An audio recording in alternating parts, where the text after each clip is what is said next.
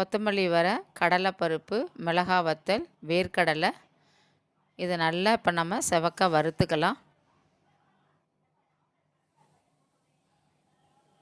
நல்லா சிம்மில் வச்சு நல்லா வறுத்துக்கலாம்.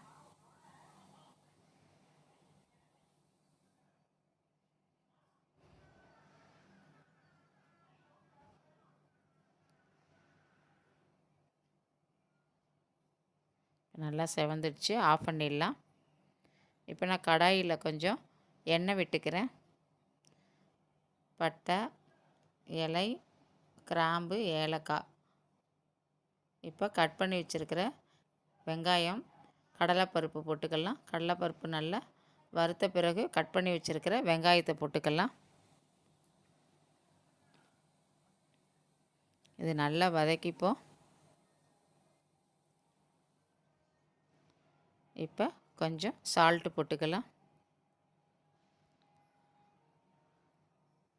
கொஞ்சம் மஞ்சத்தூள். நல்லா இதை வதக்கிக்கலாம். கொஞ்சம் வதங்கின பிறகு கட் பண்ணி வச்சுருக்கிற தக்காளி பழத்தை போட்டுக்கிறேன். அதையும் போட்டு நல்லா வதக்கிக்கலாம். நல்லா இது வதங்கின பிறகு நம்ம கட் பண்ணி வச்சுருக்கிற கத்திரிக்காயை போட்டுக்கலாம். இப்போ கொஞ்சம் தேங்காய் போட்டிருக்கேன் அந்த சூட்லேயே. இப்போ இதை வந்து நம்ம மிக்ஸி ஜாரில் போட்டு கொரன்னு நம்ம பொடி பண்ணிக்கலாம். கத்திரிக்காயை போட்டுடலாம். போட்டு நல்லா வதக்கிட்டு ஒரு இதுவும் போட்டு மூடி வச்சிடலாம். இப்போ இதை பொடி பண்ணிக்கிறேன். இது மாதிரி நரன்னு பொடி பண்ணியிருக்கேன். அந்த பொடியை வந்து இதில் தூக்கி போட்டுக்கலாம். கத்திரிக்காய் கொஞ்சம் வெந்துருச்சு, இப்போ போட்டிருக்கேன். நல்லா கலந்து விட்டுப்போம். நான் சாதம் வந்து தனியாக வச்சுருக்கேன். உதிராக இருக்குது சாதம்.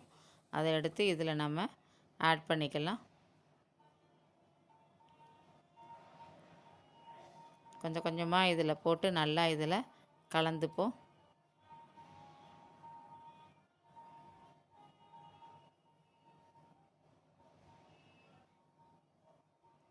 நல்லா கலந்தாச்சு. வாங்கிபாத் அப்பளம் ரெடி.